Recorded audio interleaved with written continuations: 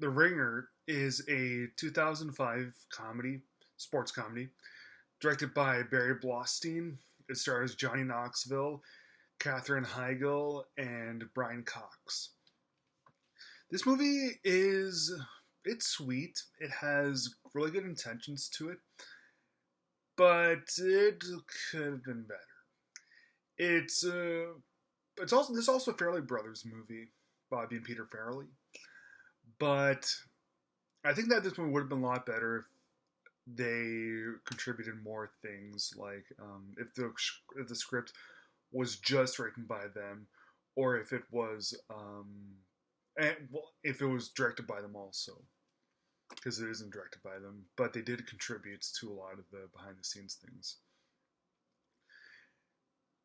Yeah, this movie is it does have some really good intentions to it.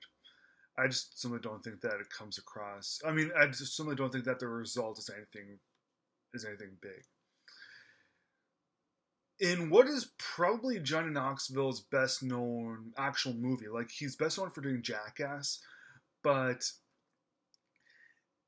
The Ringer is an actual movie. Jackass is just a series of funny stunts where all the guys play themselves. In this one, Johnny Knoxville plays an office worker named Steve, and he gets a promotion, and his first thing to do is to fire the janitor. But Steve feels bad for him. He really likes the janitor, thinks that he's a great guy, so he basically transfers him. Get out of the building and work in Steve's apartment as a handyman. But there's an accident that happens. The janitor whose name is Stavi, is is getting ready. He's fixing a lawnmower, and he gets his fingers cut off. They have so yeah, in the states, I'm Canadian, so I can't really relate a whole lot to this, but yeah, because the doctors say that the operation to sew the fingers back on is going to be a ton of money. Um, Steve has to raise only certain. Steve has to raise that amount of money in such a short amount of time. It's like 2 weeks or whatever before the fingers that are on ice will eventually be no good anymore.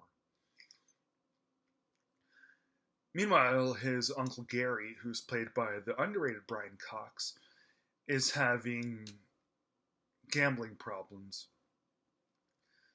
So, yeah, Gary gets an idea for Steve, who's a pretty good athlete and a pretty good actor, to fix the Special Olympics. There's this one Special Olympian whose name is Jimmy Washington, and he never ever loses. So Gary says, Steve, you can beat Jimmy. Just bet against this Jimmy guy, and all will be good. Steve's really backed into a corner, and so he goes along with it. Figures um, that his uncle's debts can get cleared, and he'll be able to pay for Stavi's operation. But when he's there, he ends up falling in love with one of he's while he's pretending to be mentally challenged at the Special Olympics. He he ends up falling in love with one of the counselors.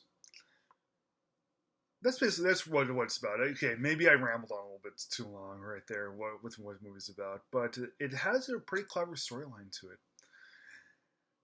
The really good thing, like major strength of this film, is that unlike I Am Sam with Sean Penn and Michelle Pfeiffer, which does not do a good job in depicting mentally challenged people, this movie does the compliment by saying that mentally challenged people, well, anybody with a mental disability, are actually really talented at certain things. Like there's a scene where Knoxville's character says these guys are great. Some of them are good enough to be in the regular Olympics. That's actually true. A lot of Special Olympians really are good enough to compete in the normal Olympics.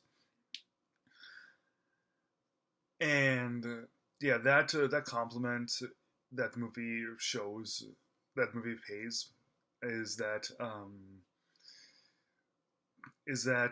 despite having a mental disability, yeah, these mentally challenged people are great at what they do.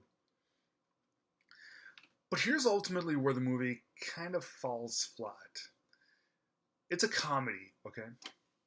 First and foremost, Johnny Knoxville does a pretty good job playing a regular guy who is pretending to be mentally challenged around his around his superiors and at the Special Olympics. But the movie, it's just not funny. I don't know what it is. There's a couple of funny scenes to it, a couple of funny characters. Like there's this one guy named Glenn, who is he's not mentally challenged in real life. He's a regular guy who's just playing the part. He's pretty funny, and yeah, just the movie just has a couple of funny scenes, but it just doesn't have that energy to it, that real that comedy factor that I was really hoping for and striving for in something like this. Yeah, but that doesn't really bring the movie as a whole down very much. If the movie wasn't funny at all, then yeah, I could see that Dwayne, I could see it bringing the movie down a whole lot. So yeah, good thing that the movie does have some bits of humor to it, and that it does have layers to it, and that it does have and that it does pay mentally challenged people the compliment. So because of that, it's just able to keep its head above water, and it's just worthy of me giving it 3 stars.